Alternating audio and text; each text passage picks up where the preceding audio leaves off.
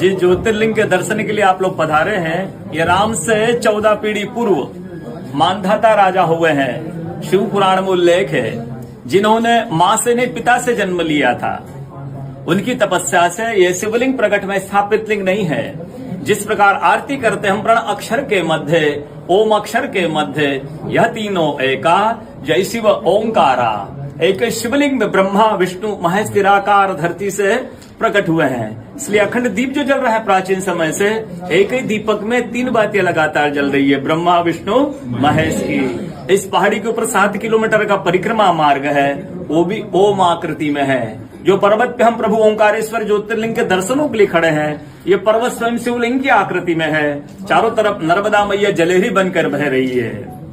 पूरे 12 ज्योतिर्लिंगों में शयन आरती होती है, लेकिन बाबा का विश्राम ओंकारेश्वर ज्योतिर्लिंग में है। यहाँ शयन करके 3 बजे रात उठकर महाकालेश्वर जाएंगे, वहाँ स्नान करेंगे।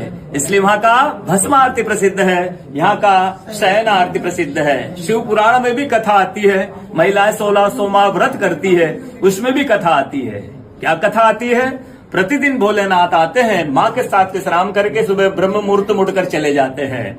एक दिन जब भोले बाबा माँ के साथ पधारते तो माँ पुजारी से पूछती है, पुजारी हमें विश्राम के लिए जा रहे, चौपड़ पासे में किनकी जीत होगी?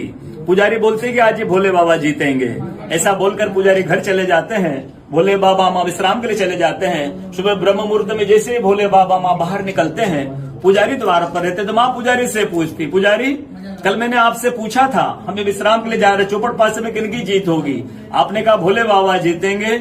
भोले बाबा नहीं, मैं जीती हूँ। माँ ऐसा बोलकर उनको श्राप दे के चली जाती है।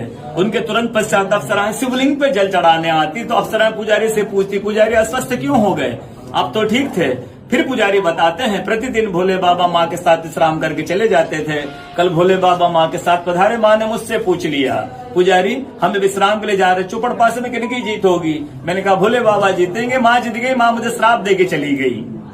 अप्सरा बोलते चिंता ना करो, हम अंदर जाकर शिवलिंग की पूजा करके आते, फिर इसका उपाय बताएंगे। अप्सरा अंदर जाकर शिवलिंग की पूजा करके बाहर आकर बोलती, पुजारी आप 16 सोमवार व्रत कीजिएगा, व्रत करते ही स्वस्थ हो जाएंगे, व्रत करते ही ठीक हो जाएंगे। ये कथा का दर्शन प्रतिदिन होता है।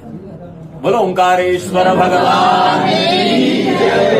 पूरे 12 ज्योतिर्लिंग में ओंकारेश्वर ही ऐसा ज्योतिर्लिंग है जिसके दर्शन के पश्चात कोई महानदी का दर्शन होता है, जिसके तट को छूकर कोई महानदी बह रही है। आप काशी जाएंगे, गंगा जी दूर है, उज्जैन जाएंगे, क्षिप्रा जी दूर है, सोमनाथ जाएंगे, समुद्र है, लेकिन ओंकारेश्वर ही ऐसा ज्योतिर्लिंग है जिसके दर्शन के पश्चात कोई महानदी का दर्शन होता है।